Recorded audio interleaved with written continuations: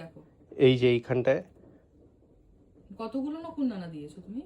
আরে এতগুলো নকুলদানা তোমার দিতে লাগে, ও পাটা বাবু ফাসলো, তুমি সেটা কি করে বুঝলে? সময় নিয়ে খাবে তো সেই কারণে দিতে লাগে। আরে এই যে এই দেখো আমি দেখাচ্ছি, এখানে কিছু কিছু জায়গায় একটু ছোপ ছোপ মতো হয়েছে, আর একটা এই যে একটা সাইডের দিকে এই যে এখানটা একটু লালচে লালচে টাইপের ইয়ে, তো আমি এটা আন্দাজে লাগিয়েছি ওর পা আটকে গেছিলো, লেগে মালটার পা বোধহয় কেটে টানমান মেরে যে করে হোক পালিয়েছে।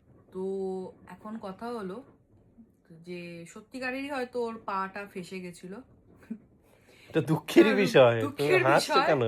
দুঃখের বিষয়। আরে এই ট্র্যাপগুলো মানে এক বীজ দিয়ে পুরো মরে গেল, কোনো ইয়ে না, অত ইয়ে নেই। ট্র্যাপগুলোতে বেচারা ওরা আহত হয়, আর্ধেক ইয়ে হয়ে থাকে, এরম অনেক সময় হয়। আমি শুনেছি, দেখিনি, কিন্তু আমার এটাতে মনে হচ্ছে। তাই এর আগে যতগুলো ইঁদুর ধরা পড়েছে একবারই পুরো ফেসে গেছে। ঠিক সাইজটা এইটুকুনি, লেংটি ইঁদুর, হ্যাঁ এইটুকু সাইজ।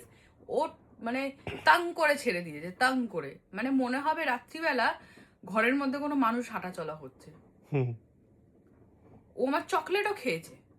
চকলেট কই খেয়েছে? ওইখানে ড্রয়ারে ওখানে চকলেট ছিল, সেই চকলেটটাও আমার খেয়েছে। তাই?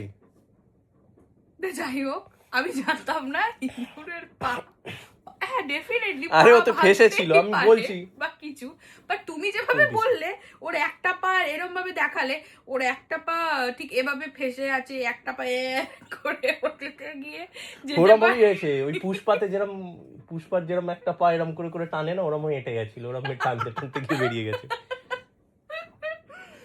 আমি শুনিনি এরকম কখনো। ঠিক আছে, যদি কেউ শুনে থাকো কমেন্ট করো।